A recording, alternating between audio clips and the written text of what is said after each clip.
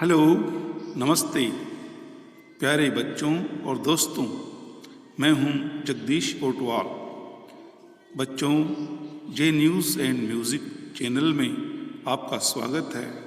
प्यारे दोस्तों और बच्चों, इस चैनल में सभी तरह के विषय शामिल किए जाते हैं, जिनमें राजनीतिक, सामाजिक, भौगोलिक, देश विदेश और विज्ञान से संबंधित जानकारियाँ शामिल होती हैं। आज के विज्ञान विषय में बच्चों, हम मानव शरीर में विभिन्न तंत्रों के विषय में कुछ ज्ञान अर्जित करेंगे।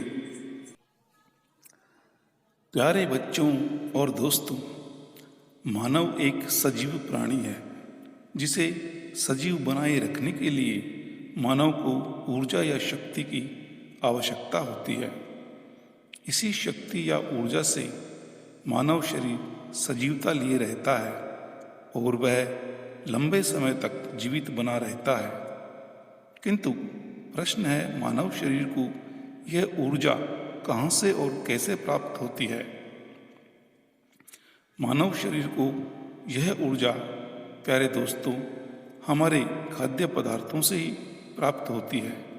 इसीलिए महत्व इसका है कि हम ऊर्जा और शक्ति से भरपूर खाद्य पदार्थों का सेवन करें।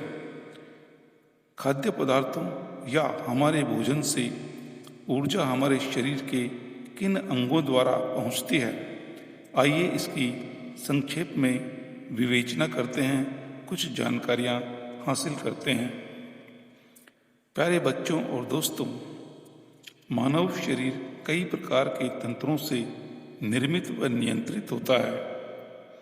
यहाँ तक कि मानव शरीर जिन कोशिकाओं और ऊतकों से बना होता है, उनके भी भिन्न भिन्न तरह के तंत्र होते हैं, जिनकी हम आगे अध्यायों में वीडियोस के माध्यम से चर्चा करेंगे और आपको बताएंगे। मुख्य रूप से मानव में तंत्रिका तंत्र, श्वसन तंत्र, उत्सर्जन तंत्र और पाचन तंत्र प्रमुख होते हैं, जो एक दूसरे से आपस में जुड़े हुए रहते हैं। किसी एक तंत्र के बिना दूसरे तंत्र का जीवित रह पाना बच्चों कठिन ही नहीं अपितु अकल्पनीय है। ऐसे में मानव का जीवित रह पाना असंभव है। इनके बिना मानव शरीर की सजीवता की कल्पना भी नहीं की जा सकती है बच्चों।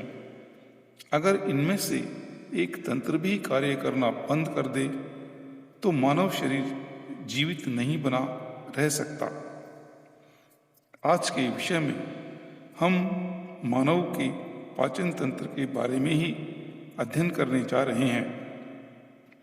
प्यारे बच्चों व दोस्तों, पाचन तंत्र किस तरह मानव शरीर में कार्य करता है और इसके बिना और इसके कौन कौन से महत्वपूर्ण अंग होते हैं और वे हमारे भोजन को पाचित कर यानी उन्हें पचाकर किस तरह से मानव शरीर को ऊर्जा प्रदान करते हैं, खाद्य पदार्थों से विभिन्न पोषक तत्वों का अवशोषण करके शरीर को ऊर्जा प्रदान करते हैं, आइए देखते हैं।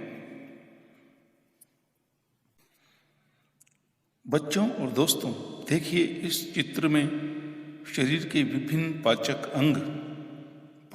अंग कौन कौन से होते हैं? ये होते हैं ग्रसिका, आमाशय, यकृत, छोटी आंत, बड़ी आंत और अंत में मलद्वार। मुख्य रूप से ये ही पाचक अंग कहलाकर अन्य छोटे अंगों के साथ सम्मिलित होते हैं। ये सारे पाचक अंग शरीर में विद्यमान विभिन्न तरह की एंजाइम्स और एसिड ग्रंथियों से जुड़े होते हैं। जैसे ही भोजन का निवाला या भोजन का ग्रास जिसे हम कहते हैं, हमारे शरीर में प्रवेश करता है या मुख में पहुंचता है, तो ये एंजाइम और एसिड ग्रंथियां सक्रिय हो उठती है और विभिन्न प्रकार के पाचक रस को स्त्रावित करना आरंभ कर देती है। जैसे ही हम निवाला हमारे मुख में डालते हैं त्यों ही हमारी लार ग्रंथियाँ लार स्त्रावित कर देती हैं और वह भोजन लार में घुलता हुआ हमारी ग्रसिका से होता हुआ आमाशय के अंदर पहुंचता है। प्यारे दोस्तों, हमारे शरीर को सजीव बनाए रखने के लिए अच्छे भोजन की आवश्यकता होती है। जीविका चलाने के लिए मनुष्य को विभिन्न कार्य करने पड़ते हैं, जिससे अर्जित आय से वह अपने शरीर के लिए भोजन की व्यवस्था करता है।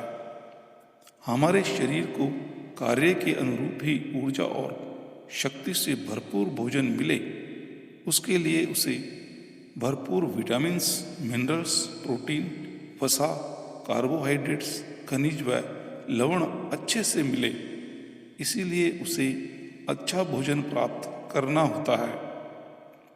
इस तरह के अच्छे भोजन से तात्पर्य यही है कि जिस भोजन में जिन खाद्य पदार्थों में पोषक तत्वों का अच्छी तरह से अच्छी मात्रा में मिले हुए हों, अच्छी मिलावट हो, उन्हीं भोजन को हम अच्छा भोजन कह पाएंगे।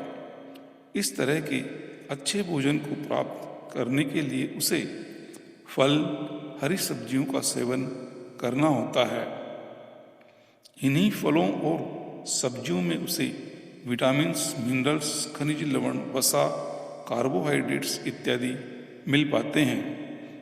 जब हम ऐसे पोषक तत्वों से भरपूर भोजन का सेवन करते हैं तो हमारे शरीर का पाचन तंत्र भी इन्हें अच्छे से अवशोषित कर भरपूर शक्ति सुपाच्य उसे बनाते हुए शरीर को अग्रेसित कर देता है।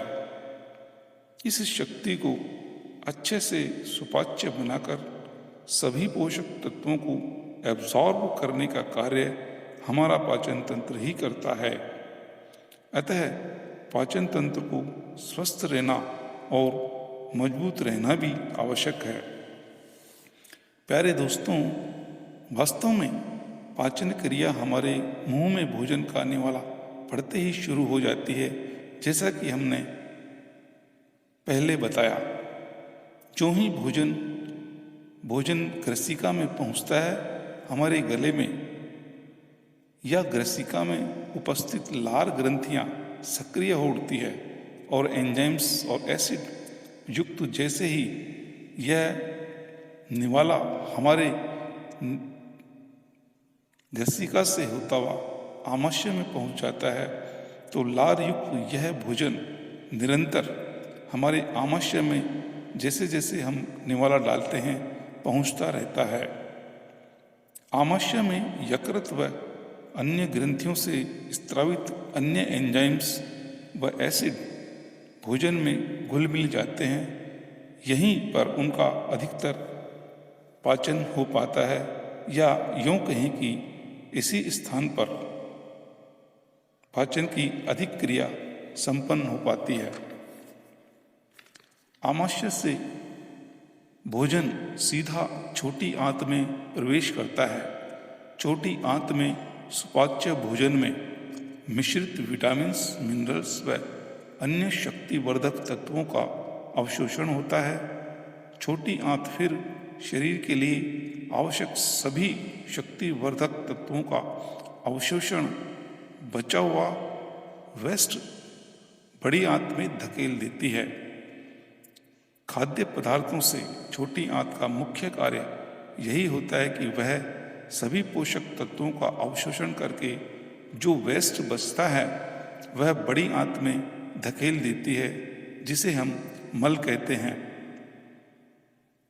बड़ी आंत में बना यह मल जैसे ही हमारे पेट में या आमाशय में गैस शरीर उत्सर्जित करता है, उन गैसों से हमारे पेट के अंदर या आमाशय में एक दबाव बनता हुआ बड़ी आंत तक आता है और हमारे शरीर में एक मल का दबाव सा बन जाता है। और फिर उसके बाद हम हमारे बाथरूम में भागते हैं, दौड़ते हैं और मल अंततः बाथरूम में निकाल देते हैं। जिसे हम साधारण भाषा में गू या डॉक्टरी भाषा में टट्टी भी कहते हैं। तो यह था दोस्तों मानव शरीर का पाचन तंत्र। उम्मीद है आपको इससे बहुत सारी जानकारियाँ प्राप्त हुई होंगी और आगे आपके परीक्षाओं में और एग्ज़ाम्स में आपकी तैयारी में अवश्य ही काम आएगा। तो दोस्तों अगले विषयों को हम अगले वीडियोज़ में जानकारी हासिल करेंगे। थैंक यू दोस्तों, थैंक यू वेरी मच।